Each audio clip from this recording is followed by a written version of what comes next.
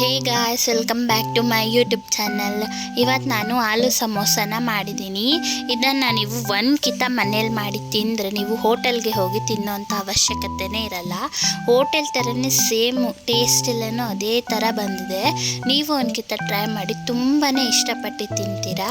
ಹಾಗೆ ಯಾರೆಲ್ಲ ನಮ್ಮ ಚಾನಲ್ನ ಹೊಸದಾಗಿ ನೋಡ್ತಿದ್ದೀರೋ ಪ್ಲೀಸ್ ಸಬ್ಸ್ಕ್ರೈಬ್ ಮಾಡ್ಕೊಳ್ಳಿ. ಈ ಒಂದು ವಿಡಿಯೋ ಇಷ್ಟ ಆಗಿದ್ರೆ ಲೈಕ್ ಮಾಡಿ. ಈಗ ಹೇಗೆ ಮಾಡೋದು ನೋಡೋಣ ಬನ್ನಿ. ಮೊದಲಿಗೆ ಒಂದು ಬೌಲ್ನ ತಗೊಳ್ಳಿ. ಅದಕ್ಕೆ 1 ಕಪ್ ಮೈದಾ ಹಿಟ್ಟನ್ನ ಹಾಕೊಳ್ಳಿ. 1 ಟೀ ಸ್ಪೂನ್ ಹೋಮ್ ಕಾಳು, 1/2 ಟೇಬಲ್ ಸ್ಪೂನ್ ಉಪ್ಪು. ಎಲ್ಲವನ್ನ ಒಂದ್ಕಿತ ಮಿಕ್ಸ್ ಮಾಡ್ಕೊಳ್ಳಿ. ಈಗ ಇದಕ್ಕೆ 2 ಟೇಬಲ್ ಸ್ಪೂನ್ ಆಯಿಲನ್ನು ಹಾಕೊಳ್ಳಿ. ಈ ಥರ ಕೈಯಲ್ಲೇನೆ ಮಿಕ್ಸ್ ಮಾಡ್ಕೊಳ್ಳಿ. ಈಗ ನೋಡ್ತಿರ್ಬೋದು, ಎಣ್ಣೆಯಲ್ಲಿ ಮಿಕ್ಸ್ ಮಾಡಿದ ನಂತರ ಈ ಥರ ಉಂಡೆ ಕಟ್ಟಬೇಕು. ಅಂಥವ್ರಿಗೂ ಎಣ್ಣೆನ ಹಾಕ್ಕೊಂಡು ಮಿಕ್ಸ್ ಮಾಡ್ಕೊಳ್ಳಿ. ಈಗ ಇದಕ್ಕೆ ಸ್ವಲ್ಪನೇ ನೀರು ಹಾಕೊಂಡು ಮಿಕ್ಸ್ ಮಾಡ್ಕೊಳ್ಳಿ.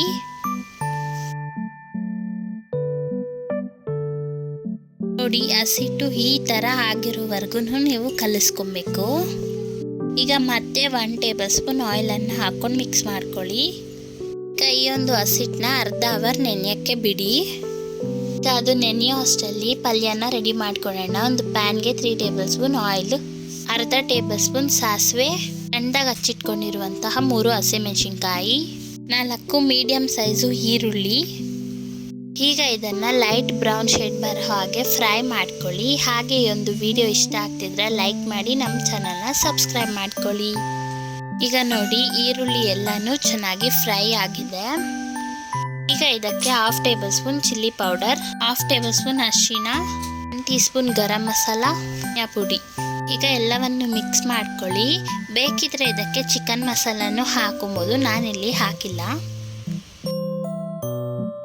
ರುಚಿಗೆ ತಕ್ಕಷ್ಟು ಉಪ್ಪು. ನಾನು ಮುಂಚೆನೇ ಬೇಯಿಸಿಟ್ಕೊಂಡಿರುವಂತಹ ಆಲೂಗಡ್ಡೆನ ಹಾಕೊತಿದ್ದೀನಿ. ನಾನಿಲ್ಲಿ ಮೀಡಿಯಂ ಸೈಜಿಂದು 3 ಆಲೂಗಡ್ಡೆನ ಬೇಯಿಸ್ಕೊಂಡು ಚೆನ್ನಾಗಿ ಮ್ಯಾಶ್ ಮಾಡಿಕೊಂಡು ಹಾಕ್ಕೊಳ್ಳಿ. ಈಗ ಆಲೂಗಡ್ಡೆ ಮತ್ತು ಆ ಒಂದು ಮಿಶ್ರಣ ಇದೆಯಲ್ಲ, ಅವೆರಡು ಒಂದಕ್ಕೊಂದು ಬೆರಿಬೇಕು. ಆ ಥರ ಮಿಕ್ಸ್ ಮಾಡ್ಕೊಳ್ಳಿ. ನೋಡಿ, ಎಷ್ಟು ಚೆನ್ನಾಗಿರುವಂತಹ ಆಲೂಗಡ್ಡೆ ಪಲ್ಯ ರೆಡಿ. ಎಷ್ಟು ಸುಲಭವಾಗಿ ಮಾಡ್ಬೋದಲ್ಲ, ತುಂಬಾ ಚೆನ್ನಾಗಿರುತ್ತೆ ಟೇಸ್ಟು. ಈಗ ನೋಡಿ, ಅರ್ಧ ಅವರ್ ಆಗಿದೆ. ಈಗ ಹಸಿಟ್ಟು ನೋಡಿ ಯಾವ ಥರ ಆಗಿದೆ ಅಂತ. ಈಗ ಹಸಿಟ್ಟನ್ನ ತಗೊಂಡು ಯಾವ ಸೈಜಲ್ಲಿ ಬೇಕೋ ಉಂಡೆನ ಆ ಸೈಜಲ್ಲಿ ಮಾಡ್ಕೊಳ್ಳಿ.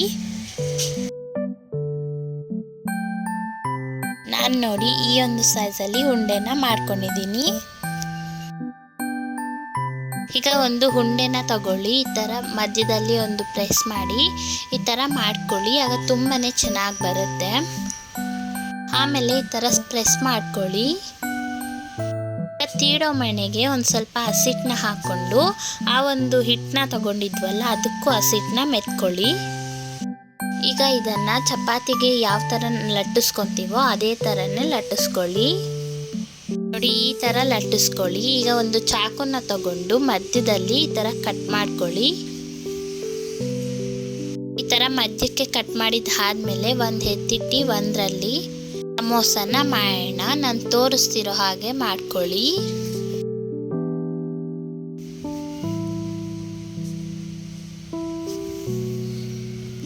ಈಗ ಇದಕ್ಕೆ ಈ ಒಂದು ಪೇಸ್ಟ್ನ ಹಾಕೋಬೇಕು. ಇದೇನಂದರೆ 1 ಟೇಬಲ್ ಸ್ಪೂನ್ ಮೈದಾ ಹಾಗೆ 1 ಟೇಬಲ್ ಸ್ಪೂನ್ ನೀರನ್ನು ಹಾಕ್ಕೊಳ್ಳಿ. ಆಗ ಈ ಥರ ಆಗುತ್ತೆ. ಅದನ್ನು ಸೆಂಟ್ರಲ್ಲಿ ಈ ಥರ ಮಾಡಿಕೊಂಡು ಕೈಯಲ್ಲೇ ಸ್ಪ್ರೆಡ್ ಮಾಡ್ಕೊಳ್ಳಿ. ಆಗ ಸಮೋಸಗಳು ಬಿಟ್ಕೊಳೋ ಅಂತಹ ಚಾನ್ಸಸ್ ಇರಲ್ಲ.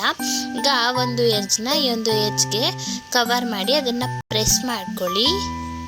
ಈ ಥರ ಕೈನ ಇಟ್ಕೊಂಡು ಕೈ ಮೇಲೆ ಹಿಂಗೆ ಹಾಕ್ಕೊಳ್ಳಿ. ಫಸ್ಟು ಒಂದು ಸ್ವಲ್ಪ ಕನ್ಫ್ಯೂಸ್ ಆಗುತ್ತೆ, ಗಾಬರಿ ಪಡ್ದಿರಂಗೆ ಮಾಡ್ಕೊಳ್ಳಿ. ಈಗ ಈ ಥರ ಹೋಲ್ ಆಗಿರುತ್ತಲ್ವಾ, ಇದಕ್ಕೆ ನಾವು ಮಾಡಿಟ್ಕೊಂಡಿರುವಂತಹ ಪಲ್ಯನ ಹಾಕೊಳ್ಳೋಣ. ಈ ಥರ ಮಾಡಿಕೊಂಡು ಹಾಕ್ಕೊಳ್ಳಿ. ಆವಾಗ ಈಸಿಯಾಗಿ ಒಳಕ್ಕೆ ಹೋಗುತ್ತೆ. ಆಯಿತಾ? ಈ ಥರ ಮಾಡ್ಕೊಂಡ್ಮೇಲೆ ಲಾಸ್ಟಲ್ಲಿರೋವಂಥದ್ದೆಲ್ಲನೂ ಫೋಲ್ಡ್ ಮಾಡಿ.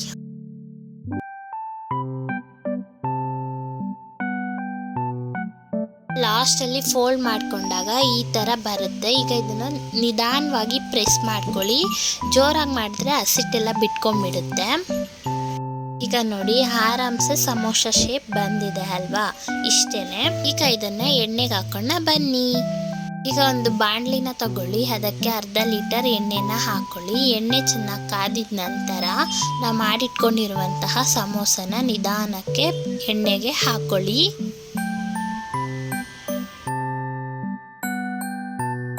ಈಗ ಈ ಒಂದು ಸಮೋಸಗಳನ್ನ ನಿಧಾನಕ್ಕೆ ತಿರುವಾಕೊಳ್ಳಿ, ಜೋರಾಗಿ ತಿರುವಾಕೊಂಬಿಡಿ, ಆಗ ಬಿಟ್ಕೊಳುತ್ತೆ.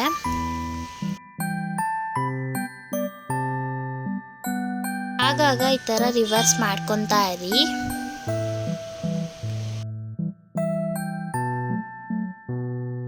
ನೋಡಿ, ಸ್ವಲ್ಪ ಸ್ವಲ್ಪನೇ ಬ್ರೌನ್ ಶೇಡ್ಗೆ ಬರ್ತಿದೆ ಅಲ್ವಾ? ನೋಡಿ, ಈ ಥರ ಡಾರ್ಕ್ ಬ್ರೌನ್ ಶೇಡ್ಗೆ ಬರಬೇಕು, ಆಗ ಇದು ಆಗಿದೆ ಅಂತ. ಇನ್ನೊಂದು ವಿಷಯ, ಸ್ವಲ್ಪ ಸ್ವಲ್ಪನೇ ಬಬಲ್ಸ್ ಎಲ್ಲ ಕಡಿಮೆ ಆಗ್ತಿರುತ್ತೆ, ಅವಾಗ ಅದು ಪರ್ಫೆಕ್ಟ್ ಆಗಿ ಆಗಿದೆ ಅಂತ. ಈಗ ಇವುಗಳನ್ನ ತೆಕ್ಕೊಳ್ಳೋಣ.